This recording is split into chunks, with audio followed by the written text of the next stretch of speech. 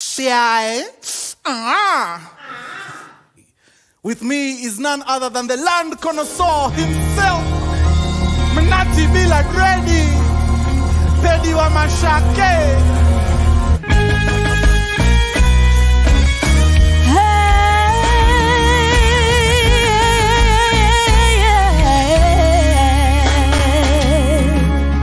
Shamba ya Karen unaiangalia kwa nini? Una window shop pizza na pesa ya madondo? Surely. Surely, surely, surely. Hey, hey, hey, hey. Let it stop block. For the Twitter block. Facebook, TikTok block. Build a home with you. Build a home with you. And I could be anywhere in the world, but home is where I'm with you.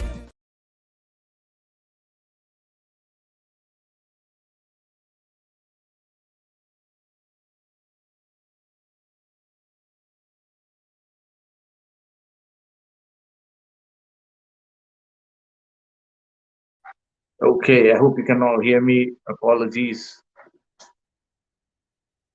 I see you all. Thank you so much for joining us as always for this week's live session. I hope everyone's been doing well. Everyone's in good health and resisting that influenza from hell that everyone seems to be catching. Eating your fruits and keeping your vitamins up.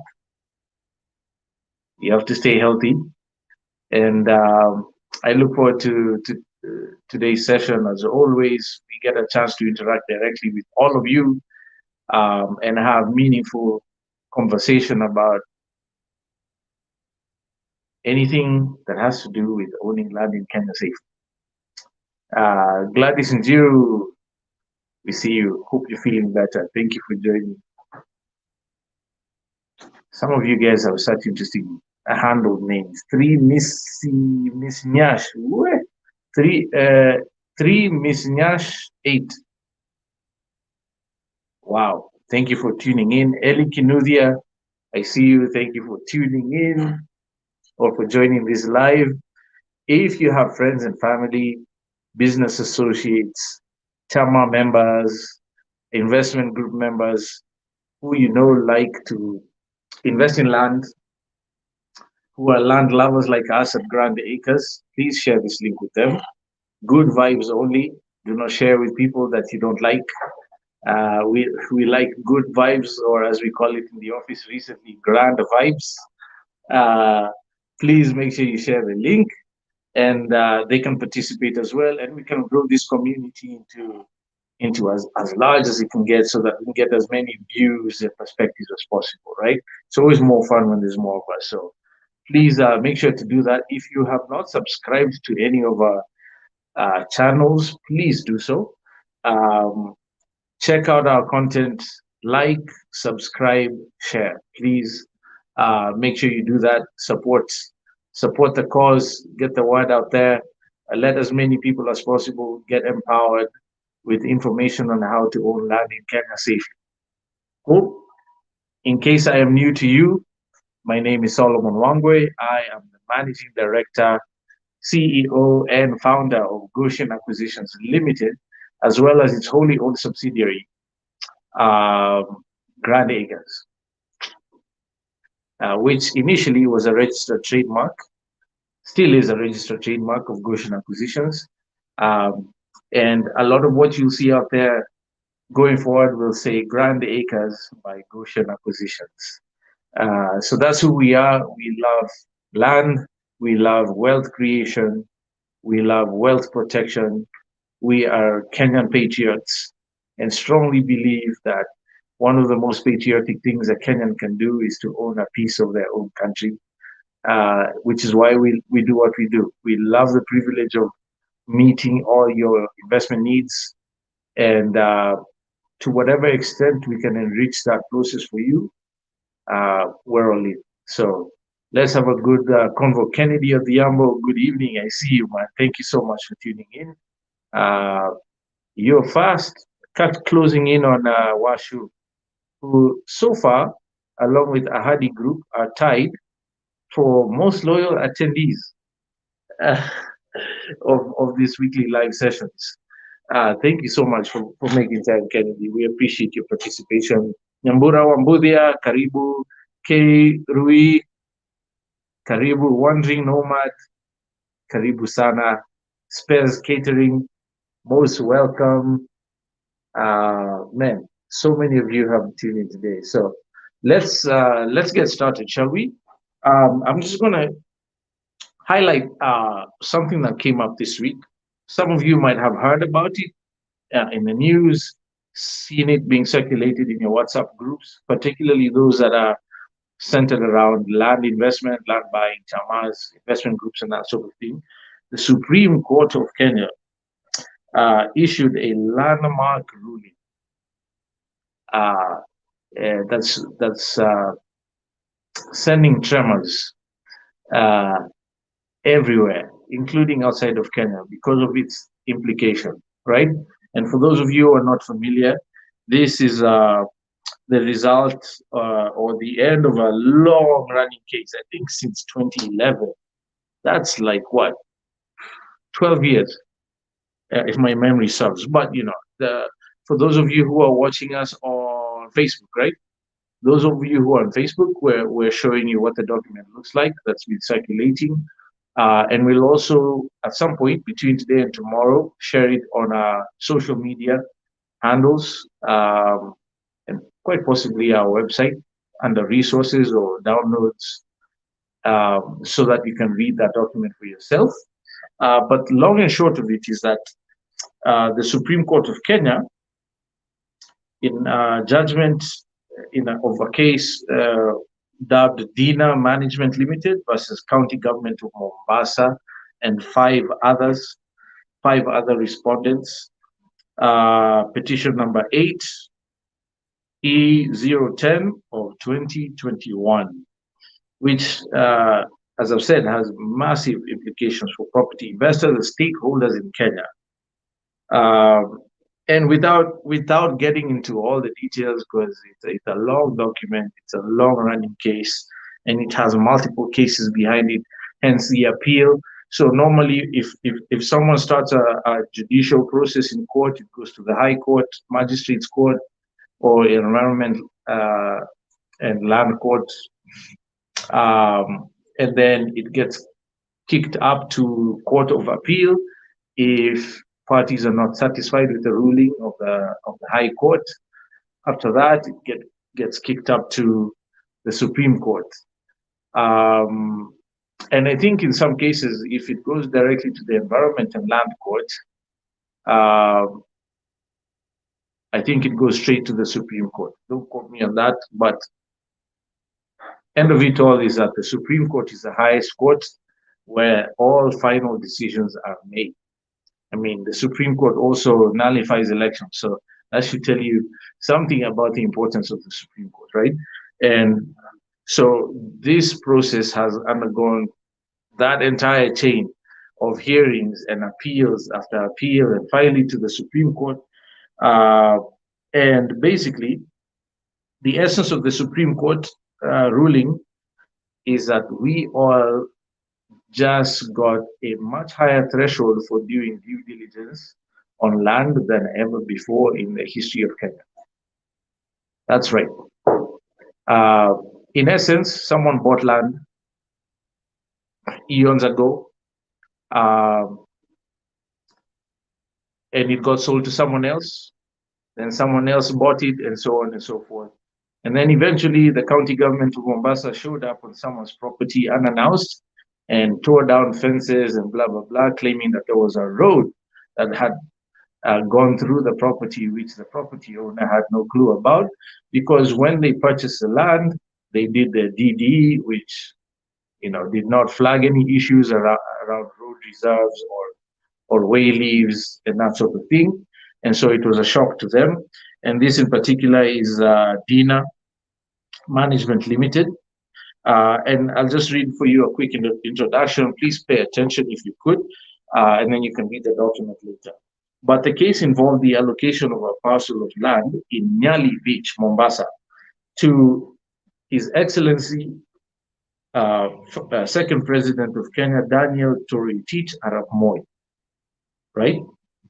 That subsequent transfer and other transfers of the property from the late president Daniel Toroitich Arap Moi occurred, leading to its acquisition by Dina Management Limited.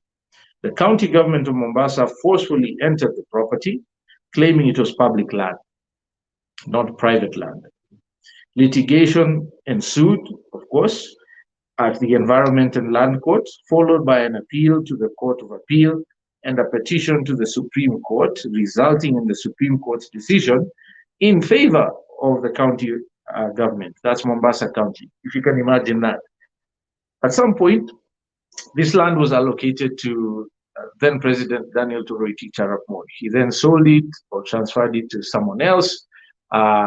Multiple transfers thereafter, leading up to Dina Management's ownership. Now, presumably, all those people had legal title and ownership above reproach, as it were, because they were able to transfer. If a title ever has issues, even the Ministry of Lands, in many cases, would not allow transfer. But this thing had been transferred multiple times, leading up to Dina Management's ownership. So nothing was wrong until the Mombasa County government showed up and claimed it was public land. So obviously, as you and I would, Dina Management appealed. So the Supreme Court's ruling represents a considerable departure from previous positions based on the Torrens system, the legal sort of philosophy, if you will, where a certificate of title issued by the registrar, who is a representative of the government of Kenya, the government Ministry of Lands registrar, is considered conclusive evidence of ownership. Okay, irregularities or illegality in the initial allocation usually would not affect subsequent transfers if the subsequent owners were not party to the original illegality. What does that mean? If the late President Daniel Toroitich Arap Moi had somehow illegally allocated himself the land and illegally transferred it to someone else, and say 5 people down the line, it was bought and transferred and so on, the people who came later who did the transaction clean would not be subjected or affected by the original illegality.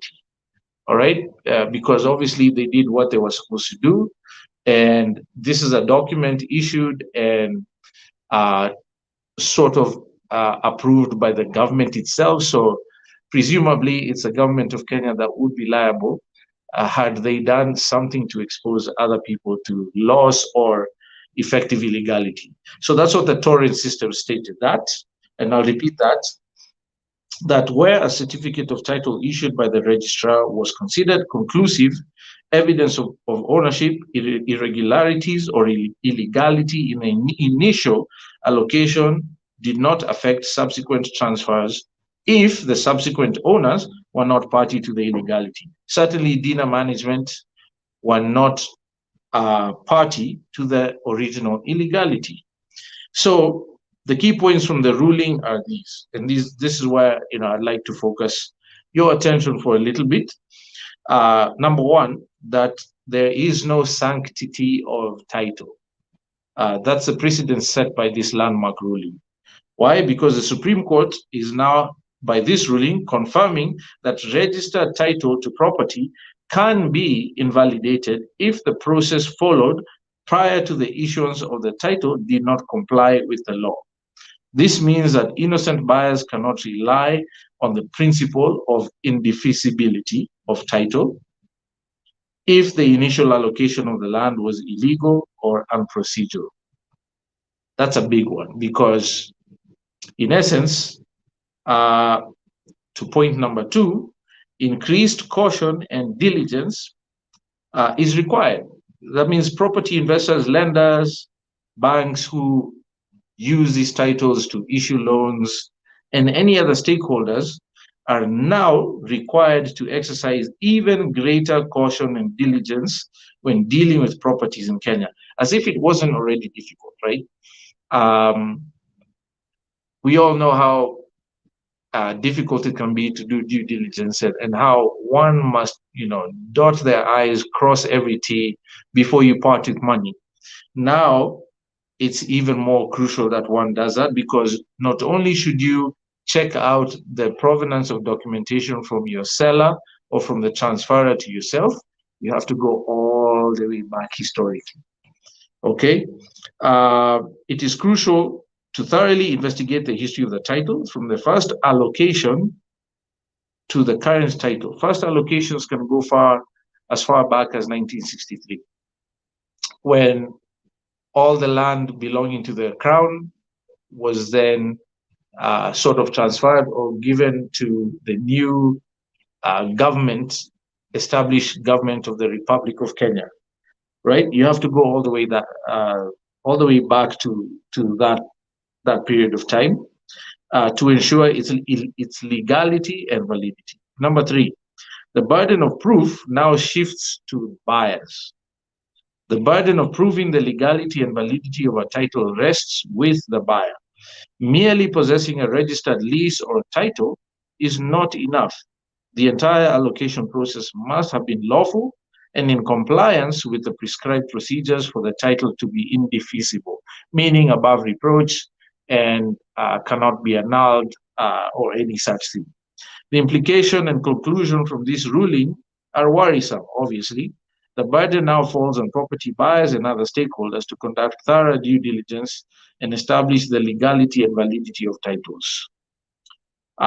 So I'll leave my reading there of a summary of the ruling that you're seeing. For those of you on Facebook, we're sharing that PDF on the screen. Some of you might have seen it circulating. It got touched on in the news as well.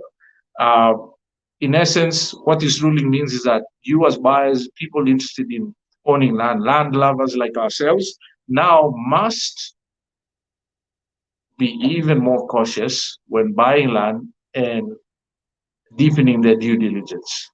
And that's just the long and short of it, which is why, as I've stated before, title deeds are the most useless documents in a land transaction. Why? Because it simply is a token representing much more critical and important documents sitting in a file somewhere, hidden in a room within the hallways of the Ministry of Lands that you and I never get to see.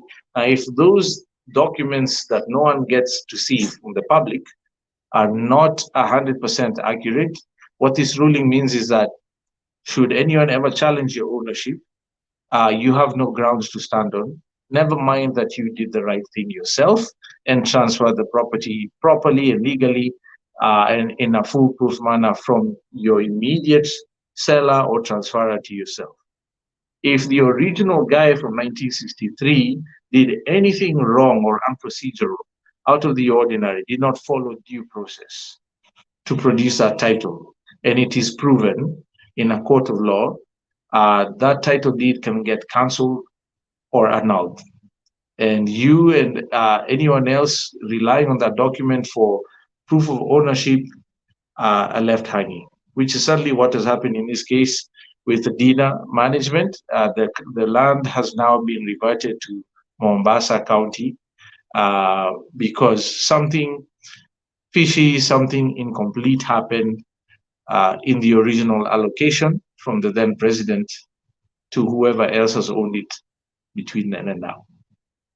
Okay, so many of us in the industry are obviously concerned about what this means, but for many, this is good news because their ownership that has been challenged can now be proven, because things that happened after their ownership were crooked.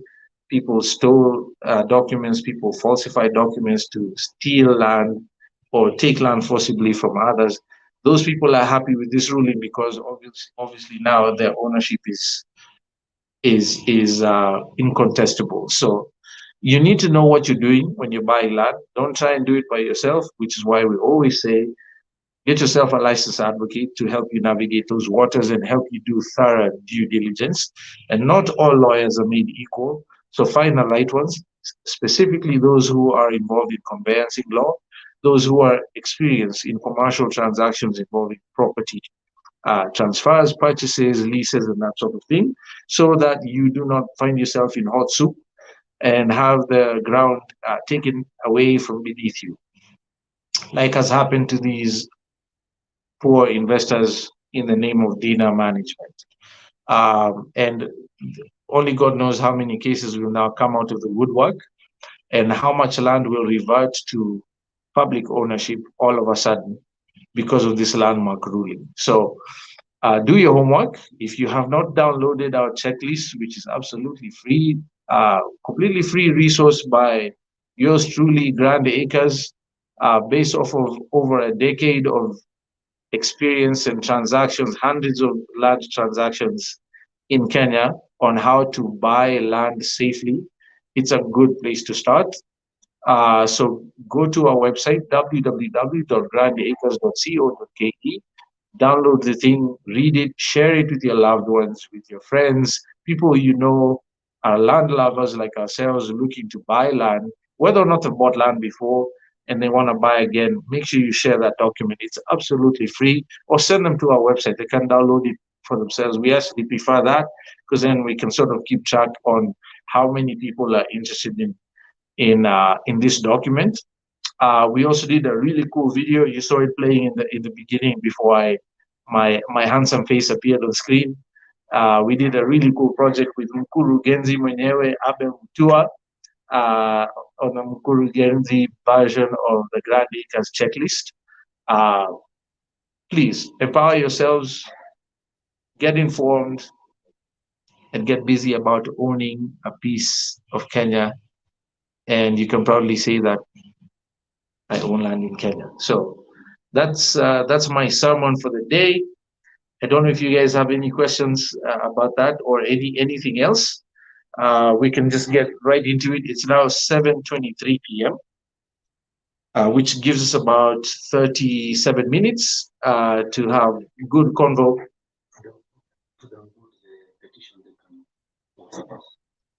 Okay. I'm told by my able team members here that if you wanna download the petition that I just talked about or the Supreme Court ruling, please WhatsApp us. Our WhatsApp number is 0700010001. Again, that's 0700010001. And you'll be able to access that document. Cool. So let's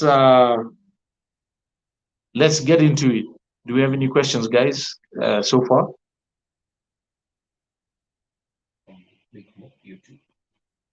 YouTube. Okay. Can I? Yes, I'm clicking on the link right now so I can read from my phone instead of staring awkwardly into the screen. All right. Here we go.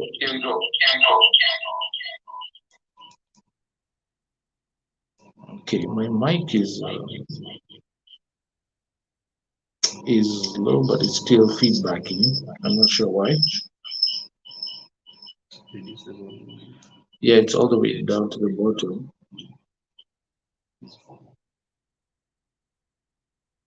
Which one? One of these? Yeah, volume is all the way down.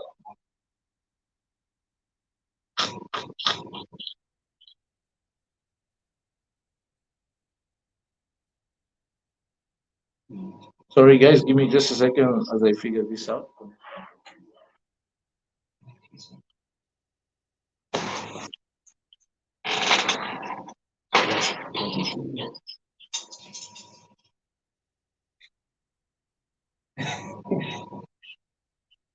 You guys, man, this phone is digital, not analog. There's no place for. Yeah. Do I have my Bluetooth? Yes, I do. Okay, bear with me, guys.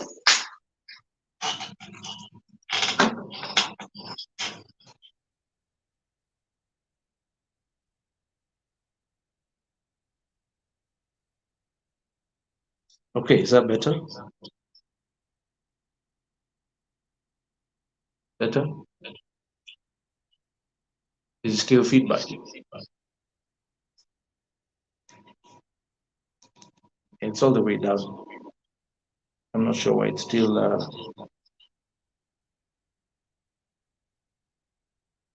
And now? Awesome. And we're in business. Okay. So, first question from Big Mo. You say, does this ruling affect any buyers who own the land before Moi and current owner? Ama wamebahatika and the current owners are the ones to count their losses? Well, I think the point of this ruling is that it goes all the way back to the point that fishy business was done. Um, so I don't expect anyone who owned it before President Moi would be affected. After all, they don't own the land anymore. They sold it to the president. The president sold to someone else. It's a person who owns the land at the moment that gets left hanging. You know, the music has stopped playing and they've been left without a seat, which is a terrible situation to be in. You can imagine what sort of investments have gone into the land um, since. I mean, who knows? Maybe there's a hotel on that property because it's in Nyali. I mean, we all know where Nyali is. Even just the emotional distress. I mean, it's a terrible, terrible situation. So the point is, the person who currently owns the land is the one who gets left hanging because everyone beforehand exited, and presumably they exited with whatever value that they collected when they transferred it to the next person. So that's the implication, Big Mo.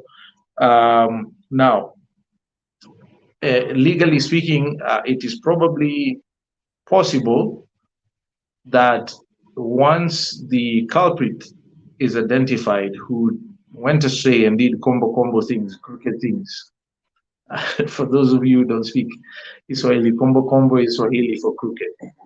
Um, if you can identify that such and such a person, in actual fact, engaged in some form of illegality or fraudulent activity that then created the problem that has allowed for the title to be annulled, then I suppose one could go after that individual and you know pursue a suit against them for damages and whatnot.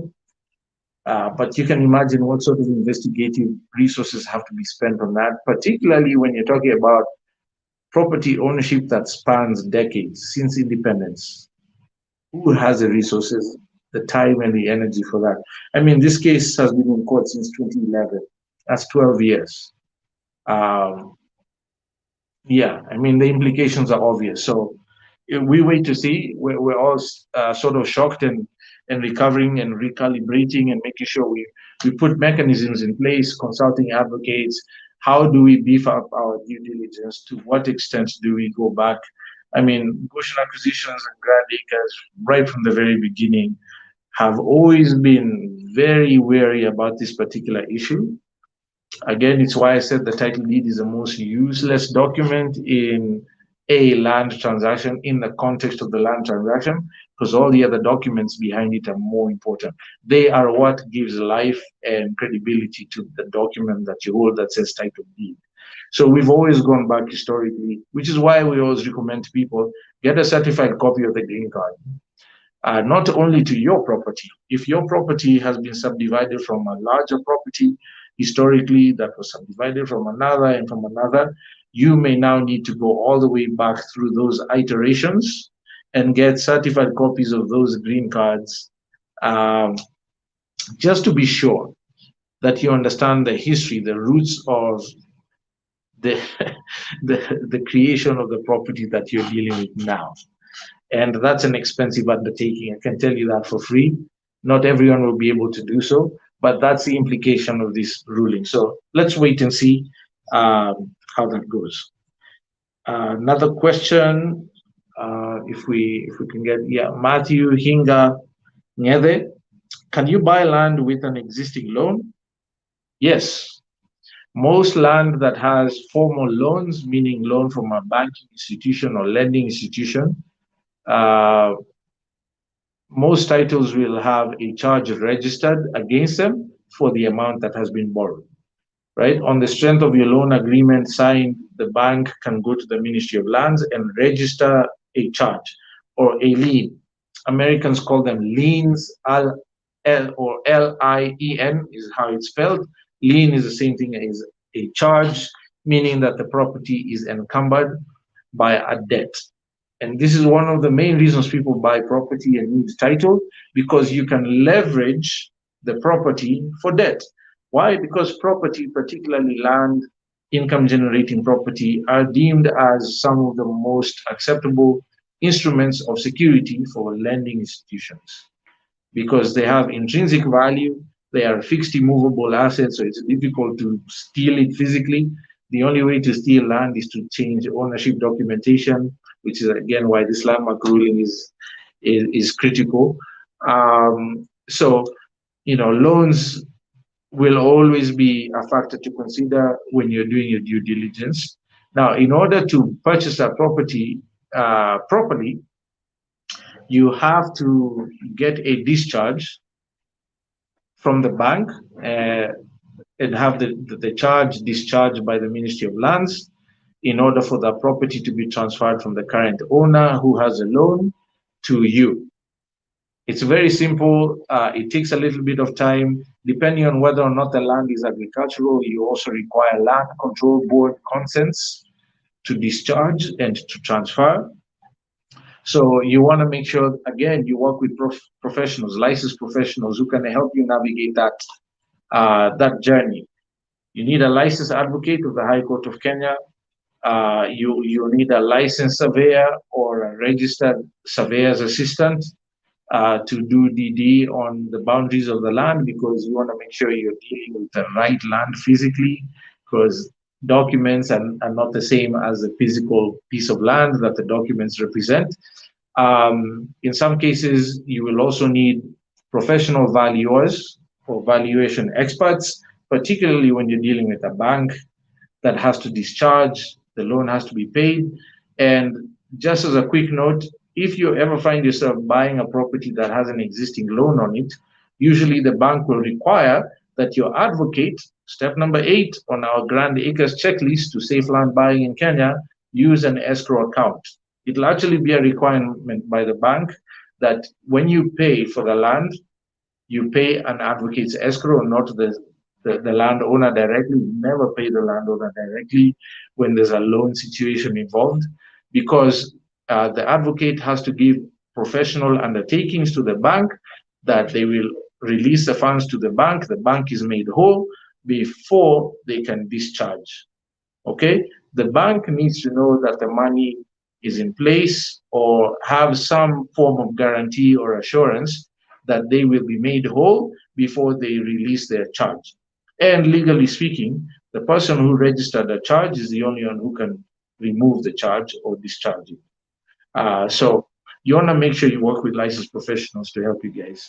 I know I sound like a broken record when I talk about this, but it's just the reality.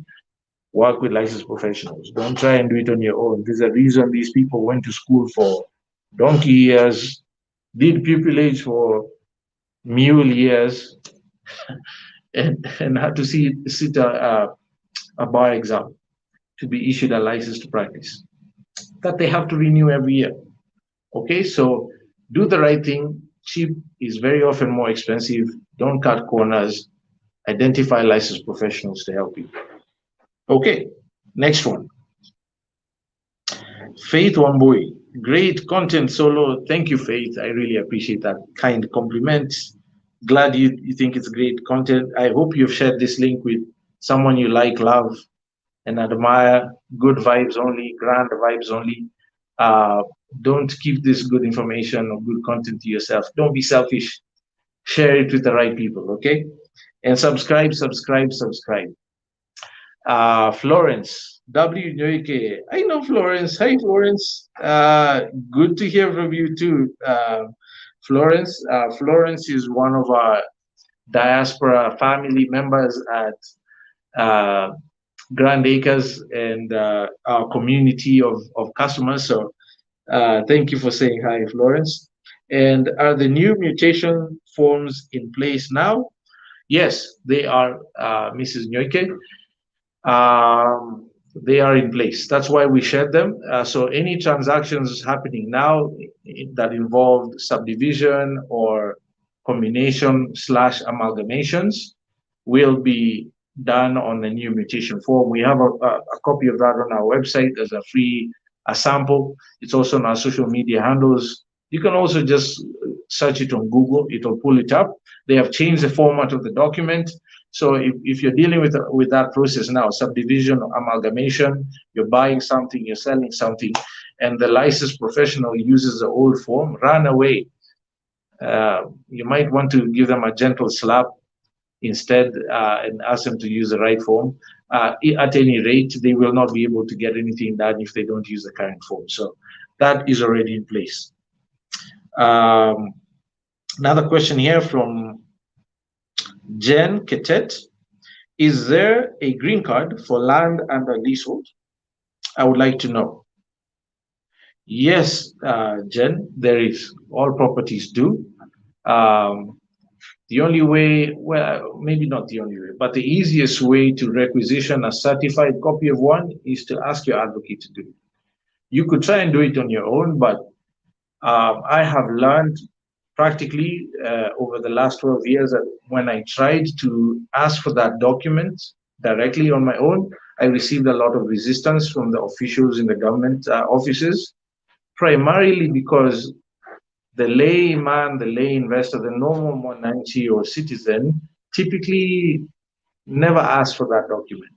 Usually it's requested for by advocates and law enforcement officers, especially when there's court cases involved or fraud issues and so on. So whenever someone asks for a certified copy of a green card, I find that the registrars are, sort of like, wait a minute, who are you? Why are you asking for it?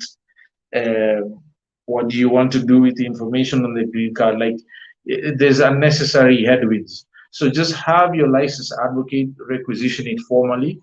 There is pretext for a licensed advocate to requisition a green card, so they will generally have less resistance because it is in their normal range of work or duty to access that information. So have your licensed advocate get that for you. Just, a little bit of advice from my experience. Wairimu Kinywa, is there a standard law that protects buyers or potential clients should one be caught in such a situation after purchase? Unfortunately not. Yeah, you should have done your due diligence well enough to flag any issues and walk away from the transaction. That's a general.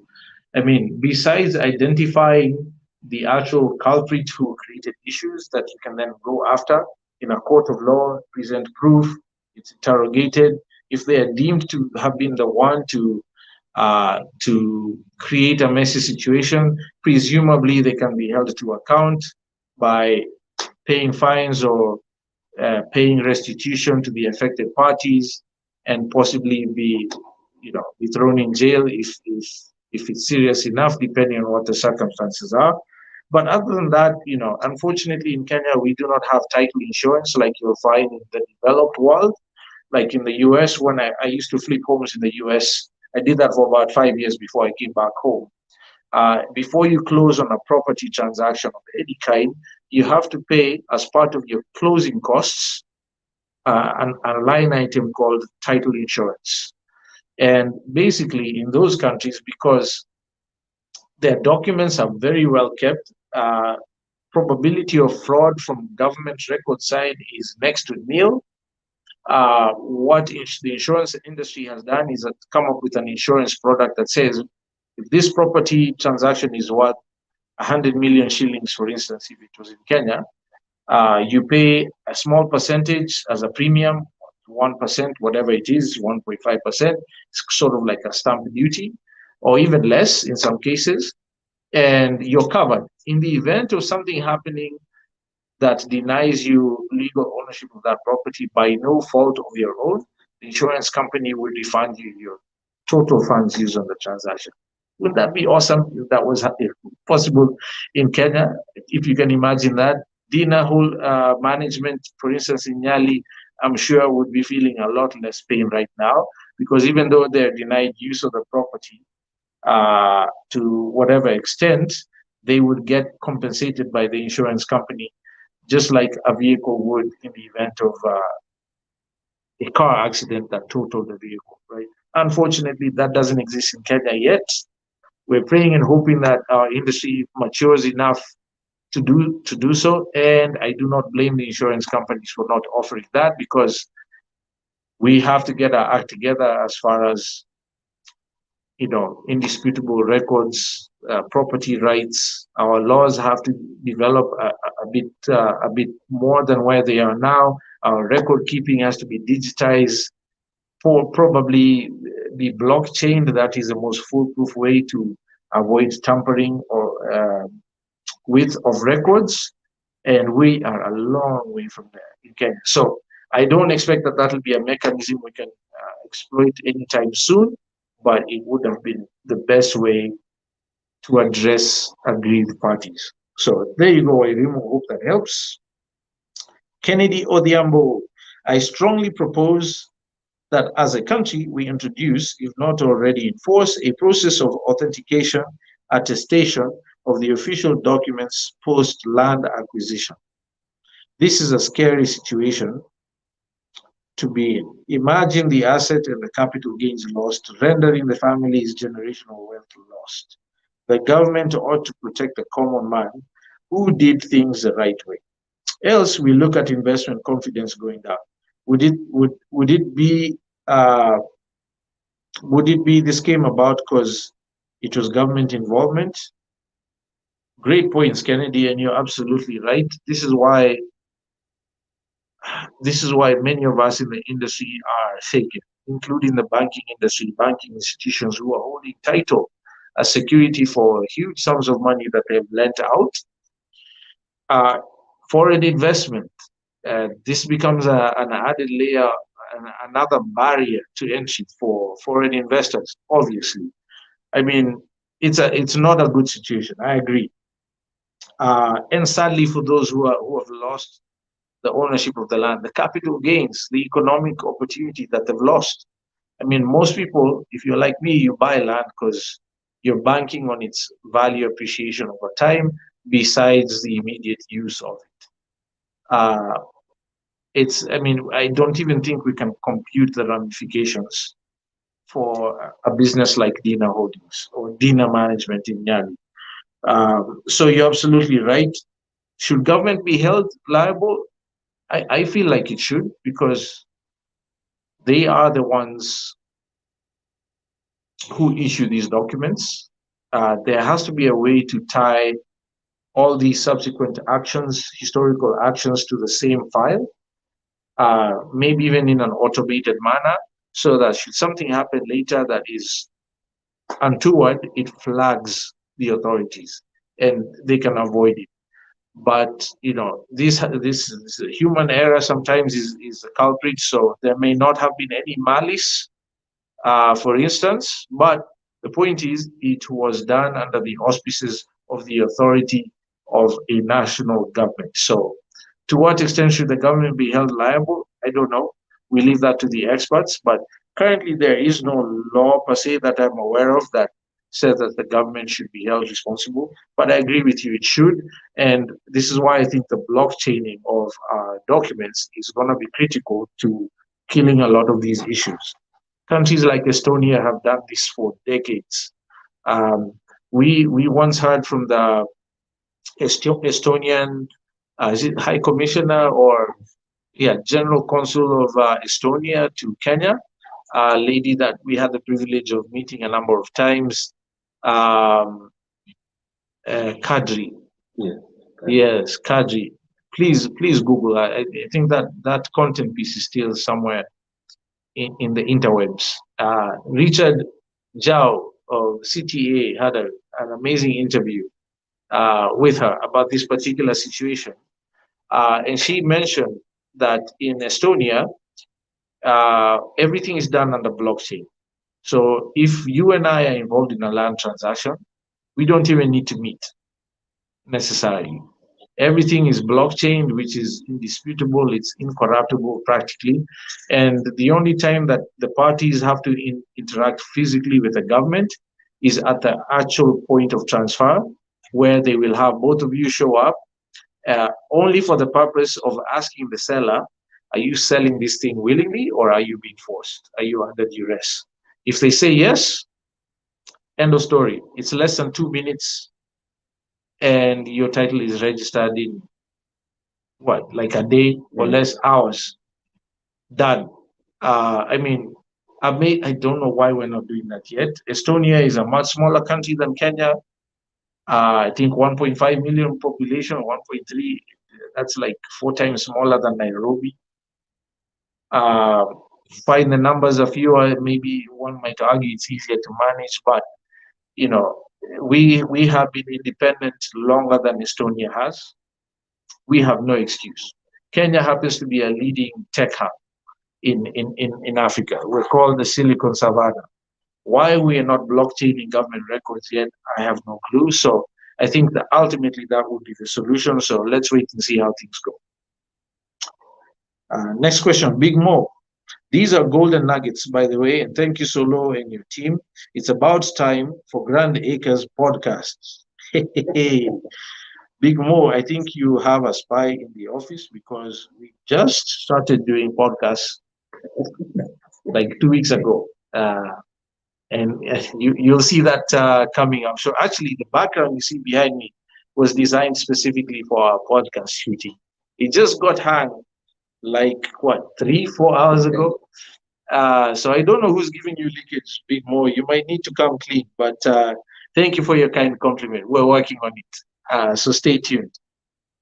And your next question is, does mutation forms in green cards only apply to land or do they apply to physical properties as well? So mutation forms in green cards only apply to land, right? Physical properties, by extension, sit on the ground, on land. So those titles, especially when you're talking about the Sectional Properties Act, where now in Kenya, apartment units, say you're on the 20th floor of a building, okay? That floor has 3 or 4 different units on it. Each one of those units can now have its own separate title deed, which is awesome. Awesome. First time it's happening in Kenya since independence. Got passed into law early 2022. Former President Uhuru Kenyatta, His Excellency, assented that Sectional Properties Act into law. And so now it's possible. So to the extent that you have floor plans that are now submitted to the Survey Department and Ministry of Lands to serve as a map, if you will, similar to like a deed map or a deed plan, I should say, for leasehold property or fixed boundary or fixed survey properties. Yes, but mutation forms strictly, green cards are documents for the ground on which the building sits. So this is something you can ask your advocate to help you with. I do suspect because of the Sectional Properties Act, there are other mechanisms being put in place to address the issue of individual green cards now for the title deed to the apartment complex or the apartment unit within a complex. And we can share that information as it becomes available. All right. Next question from Clara Murungi, sorry. As a beginning investor, only on salary, how does one start the process of buying good land? Clara Murungi, thank you for that awesome question. I strongly recommend that you go to www.grandacres.co.ke and Download yourself a copy of the Grand Acres Checklist, the 9 steps to safe land buying in Kenya. That is where I would start. It's precisely why we put that document together as a free resource to you. Number one, define your goal. That's the beginning of your journey. Know exactly why you want to buy land and for what purpose, therefore what location, understanding what your budgetary limitations are. Do you have enough cash of your own to spend? Do you need to supplement your savings with a bank loan? If not, do you have others who could join you in that investment if you don't have enough cash to do it on your own? All those things have to be clearly mapped out before you go to step number 2. So, Grand Acres Checklist, www.grandacres.co.ke. And if you have any questions thereafter, feel free to reach out to us on WhatsApp at 07 0001 0001. Again, that's 07 0001 0001. Cool. Next question. We have about 9 minutes left to 8 p.m. So I think we can cover, 2, 3, maybe 4 more questions. On Instagram at Gishangi_A.M. Do you have youth-friendly projects? Yes, we do. Gishangi, I think what you mean to ask is, do we have investments within your price range? You'd have to be specific about what that price range is, because being youth is not necessarily economic limitation. And even then, it varies. So what do you mean by youth-friendly projects? If you can be specific about the price range, I know that's what you're asking. I can answer that a bit more specifically. But for a full list of our inventory currently on offer to the market, again, www.grandacres.co.ke. You can check out what we have available. I think our Kili Point, which if you're watching us on YouTube, should be playing on the screen. About 17 kilometers from Emali town off of Mombasa Road, right on the tarmac. Amazing property with power lines, water from Mount Kilimanjaro running along the boundary. Is currently available. I think we only have 4 plots left, 50 by 100 in size. That is 1/8 of an acre, probably for residential use. I don't think any of the road fronting ones are remaining. But if you go to our website and request for more information, the brochure will be sent to you. These are currently going for only 599,000 Kenya shillings. I think that's youth friendly. Do you? If not, let us know what you think is, and we're always trying to make sure we have opportunities for everyone. So feel free to engage us. Next question, Matthew Hinga Nyede. I think this is Matthew's second question. Can the bank allow a buyer to take over loan payments? If not, is there a way to make payments on behalf of the seller and take control of the property? Subject to, that's a great question, Matthew Hinga Nyede. I used to do this in the US, buying properties subject to the existing loan. I don't think that's possible in Kenya yet. The risk assessment profiles, just the way we analyze credit risk in Kenya is much further behind than it is in the US and probably other markets in Europe. So it's not yet possible. I've never heard of that happening here. I do know that you can transfer a loan from one bank to another. So if a seller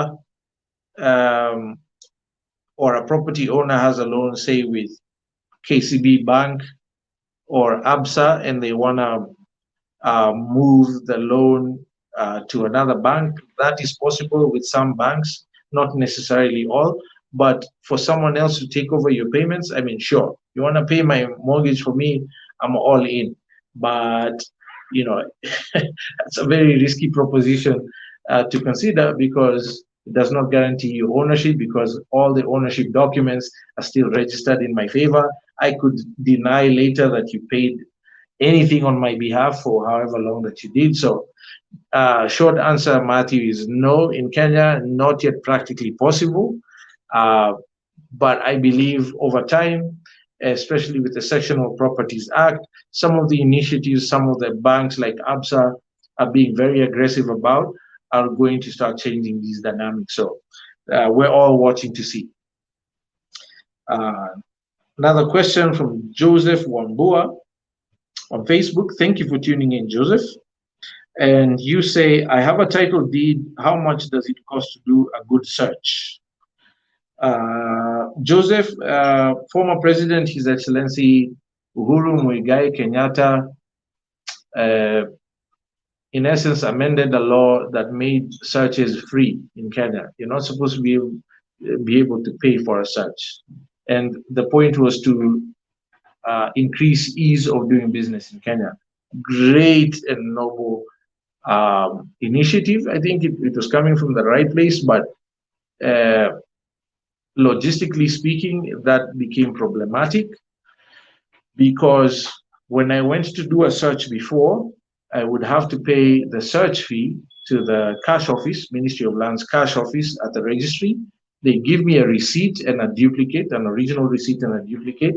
I would then go to the clerk, present my documents and my identification for the property that I want to do a search on, along with the duplicate copy of my payment receipt for the search fee. And they would provide me a search certificate, which I then affixed to my original receipt, and I have proper record that I have followed due process to confirm the identity of the ownership of this property. Now, if it's free, that mechanism doesn't really exist. And we have seen practically the clerks at the registry are still demanding payment from people. Otherwise, you wait 2 or 3 weeks to get a search report. So, and that you cannot receipt. It basically goes into a private individual's pocket. They eat lunch before you can get your documents.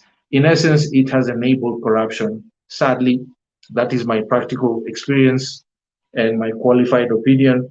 But the search is free. Your lawyer can do this for you. They will charge you a fee for sending a clerk, paying for fuel, their time, making copies, whatever.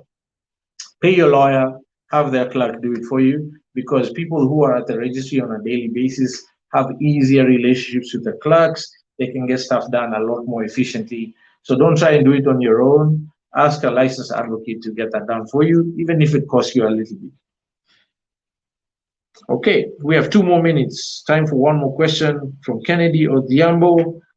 Kennedy, you win the award for most questions today, or comments. I think this is your 3rd or 4th one. Huh? Are the talks on real estate investment trusts still ongoing, Solo? I'm keen on that space because if managed properly, will be a game changer to the youth. 100%, I agree with you. It would be a game changer. Conversations are still ongoing. There are actually, I think, 2 or 3 big real estate investment trusts I have heard of. There's probably more, but the 3 big ones, Stanley, I think, were the first ones to launch one in Kenya. And there's many others sort of in the pipeline, regulatory approvals. Obviously, people have to go through the process and the rigor to get certified as a bona fide real estate investment trust. Those conversations are still ongoing. We have not seen a single successful case to rely on. It's a new thing in Kenya. We're still sort of figuring it out. Personally, I do not trust the current ones enough to be involved or to risk my capital or to use them as an investment vehicle. I think we have some growing up to do as far as that sector of the industry is concerned. So it's a wait and see situation for me, but you're free to always do your own research. There's a ton of literacy about it and literature about what has happened so far, including news reports, historical transactions that have occurred. Stanley in particular struggled to meet their threshold for fundraising, and then they went quiet and then they came back. So I think the market is still sort of trying to understand. When I say market, I mean the actual consumer base, investor base, people like you and me, who wants to use this as an investment vehicle. We're still trying to understand exactly what a real estate investment trust is. Whereas in the West, And in the Middle East and elsewhere, these are mature vehicles that people understand. So let's wait and see how that develops. But great points. And with that, I will say thank you so much again for making time to have this meaningful convo, spending time with us. We do this every week. I look forward to next week's. This live session will be available on our socials for you to rewatch. We always record and we share them for people to rewatch. If you wanted to sort of take notes on something specific, you can share with your friends and family. Grand vibes only the people you love and like, as always. Ask them to share, ask them to like, and remind them to subscribe. Send in your questions for next week if you have any. If you want to engage us further before next week, best thing to do is to send us your questions on WhatsApp or DM us through our social media handles. Our WhatsApp number again is 07 0001 0001. Once more, that's 07 0001 0001, and we'll be happy to engage. Thank you so much, guys. Have a grand evening and see you all next week. Pretty boy Rasta live and direct. Shout out to all the loyal Wakurugenzi. With me is none other than the land connoisseur himself, Mnati Bila Gredi, Pedi wa Mashake.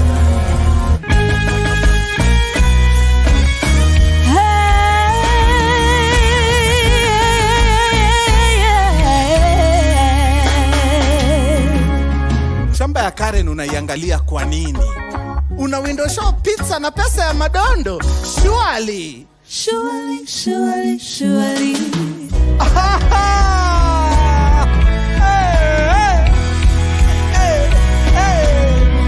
Let it stop. What a Twitter.